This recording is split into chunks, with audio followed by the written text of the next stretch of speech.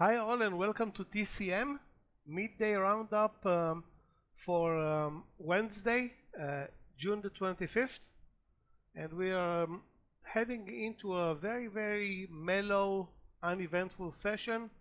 The testimony by Jerome Powell in the House yielded nothing other than a minor pullback since the open.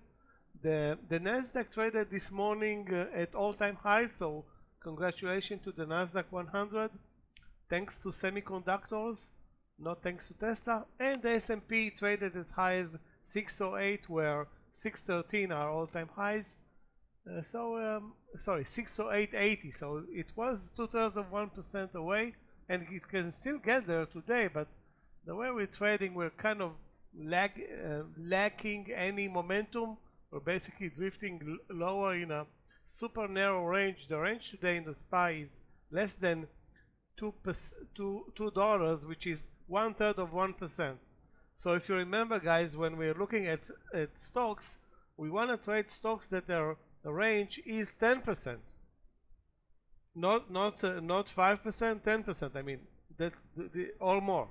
That's our desire. The range today in the S&P is 1/3 of 1%. Okay, so having said that, there are plenty of winners and plenty of losers.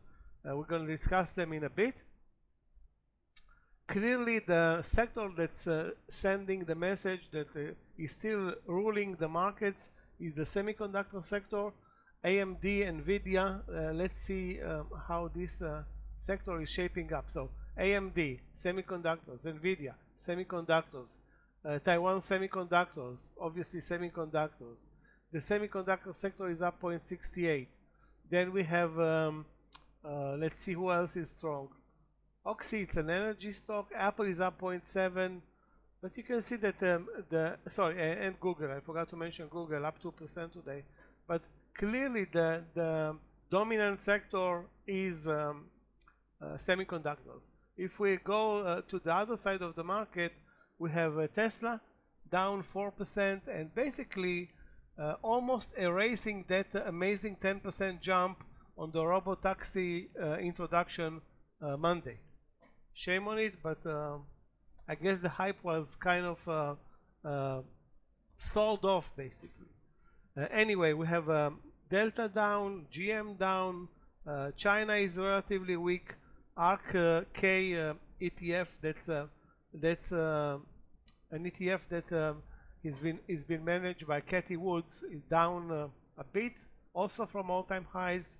Nike head of earnings tomorrow night, slightly lower, but overall 0.5% up or down. That can change very fast, has no meaning whatsoever. And that's how we look midday, with NVIDIA and AMD leading higher, Tesla lagging big time alongside Alibaba and Delta. That's all regarding the leading stocks. And the leading ETF, of course, is the semiconductor sector. And we have the next leading ETF that I have on my watch list is energy, up 0.12. So clearly semiconductors are winning for the Nasdaq. That's why I traded today at all-time highs. Now if we move away from the leaders to the gainers losers list, where we have all kinds of stocks and ETFs, and we're looking here on this platform at stocks that are traded 1 million shares or above, and the price is over $10. If you remember SMR, yesterday it was up 17%, today down nearly 10%. TSLL is the Tesla ETF, so down 8.6 means Tesla is down 4.3. And we have CRCL down big today, another, where is it? CRCL down another 8%, and actually traded for a couple of minutes under 200 after trading over 300. That was Monday. So Monday it was 300, today it's 200. That's 1/3 of its value in 3 days. Again, I don't think it's a surprise, because that stock clicked 10x in 14 trading days. That rally was obviously not sustainable. We're going to go over some trades in a bit. that's on the losing side. On the positive side, NKTR, a big winner yesterday. That's a biotech stock and a continuation run today. CHYM is financial financial stock, deals with mobile banking, and the stock was IPO'd, if I remember it quite right, anywhere between a week ago or maybe 10 days ago. Suddenly finding some buyers after a steep sell-off, and we have SMCI doing well, and that's pretty much it in terms of leading stocks that we're watching this morning. There are again plenty of other stocks that nobody heard about: ADPT, AAOI. I think we traded that one or talked about it. SMCI obviously a bit disappointing. I was having this stock on my watch list in the morning, but it delivered nothing. One nice delivery was FedEx. FedEx reported earnings and immediately took a relatively big dive. I will show you the daily chart in a bit, but basically since the open, it held here at 216. That were the lows of the day, 216 level, and then you can see this amazing algo move here higher. Yeah, basically the stock, other than minor pullbacks and maybe one bar of sell-off, altogether is trading higher. It's likely to close the gap. It opened down above below 5%, so it was a real a loser at the open. Since then it gained $10. That's pretty much almost all of the losses intraday. So FedEx doing well for those who bet on the upside in this stock. Again, not an easy trade, but the volume is very good. You can see, let me post it, this volume bar, 4 million, nearly 5 million shares being traded. Again, it's a big name and a bit spready, but you know, if you're talking percentage wise, you can take the trade and get in this stock with $10,000, $5,000, $50,000. The liquidity is good enough for those numbers. Not a great technical pattern here because it was a channel move higher. You can see the channel, but overall very persistent, and looks like it can continue higher. I mean, I don't see other than a minor pullback midday, actually at 11. There were absolutely no sellers in FedEx today. So that's FedEx on earnings, trying to recuperate. Let's go back to the winning trade from yesterday that we discussed in our channel, NKTR.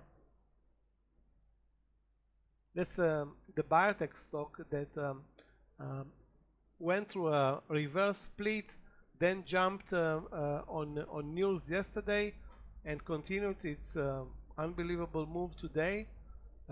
I don't know if this is short covering or what the hell's going on here, but to me it looks very, very extended. Traded at $10 2 days ago, almost at 38 or 37.50 today, and there were a couple of great entry points in the morning session. Most of them at round numbers, like the break over 25, then the reversal over 31, which yielded $6 move. Again, all of those moves very aggressive. Keep in mind the stock is not up 5%, it's up 35%, so it's not a triple digit mover, but clearly a huge mover intraday. Now finally it's selling off, and we'll see. Maybe we can look later for a trade. Definitely we're going to analyze this stock for our playlist. So that's going to happen obviously after the close. If we're looking at additional stocks that are good movers this morning, let's take a look at ADPT. That's a small cap or micro cap that's up nearly 12%. ADPT, that's the symbol. It's going to come in play in a split second. So you can see a clear uptrend. a bit spready. The volume is not that great, less than 3 million shares traded. But why I'm posting this stock, it's the daily chart. We love to see those breakouts on the daily chart. Now, obviously, nobody is paying attention to ADPT. None of us is looking, and the only reason I'm pointing to it now is that it is the number, you can see number 1, 2, 3, 4, 5, 6, the number 6 on the gainers losers list, up nearly 12%, sorry, up here nearly 12%. So on a pullback, relevant, and I talked about CHYM, that's the IPO from a couple of days ago, that's also doing very well today, up nearly 14%, and I wish I remembered to talk about it, but I didn't. I mean, there are so many stocks, and there is, a limit that we can follow up. That's really too much, and we're not even in the earnings season, and the agenda is loaded with great movers up and down, and just watching CRCL makes your head spin. I forgot to talk about PAYX, another stock that reported earnings this morning and started the trading day down 9%. It's now down only 8%. You'll see the chart in a bit. A $140 stock, not a great, not a stock that will develop a great volume, but let's see if we can decipher the chart. Still waiting for the chart to upload.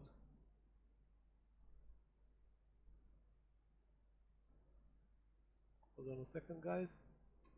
Oh, here it is.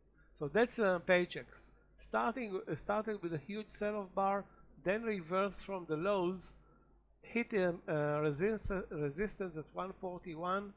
I would have to say that let's watch for a drop under 139 or a move lower from the view up, which is 140. So those are the options that I see right now. Go short under 139, risk $1, or go short at 140, risk the same risk, $1. Again, $1 is less than 1%. It's a reasonable tactic. If you're looking for a move here lower, keep in mind that a move higher towards 141 can actually bring the stock higher. So again, overall the downtrend ended after an hour of trading. Since then the trend is mostly sideways. There was an amazing short play. If you watch the chart at 140.60, let me actually point it, because that's a beautiful trade. Take a look at this reversal trade at 140.60, and the risk on this trade was let's call it 50 cents or 60 cents, which is half a percent on this mega mover. So great pattern here. And again, we're looking for patterns. That's clearly a good one. The stock is not trading amazing volumes, but and it is, as you can see, a bit spready. The spreads are like right now 15 cents. Oh, well, the volume is not that bad. 5 million shares with half a day and earnings day. So okay, let's put a V on this one. And again, it's a great trade if you approach it percentage-wise, because the risk, if you take the risk of 0.5% and you risk $10,000, that's 1% is $100, 0.5% is $50. If you risk $100,000, then 0.5% is $500. Anyway, it's your own decision how to trade, but where to trade, it's the most important piece of the puzzle. And I have to say that looking back in retrospect, this entry was good enough. Okay, guys, thanks a lot for being here with us midday. We'll see you at the recap, and please join us for more videos later on.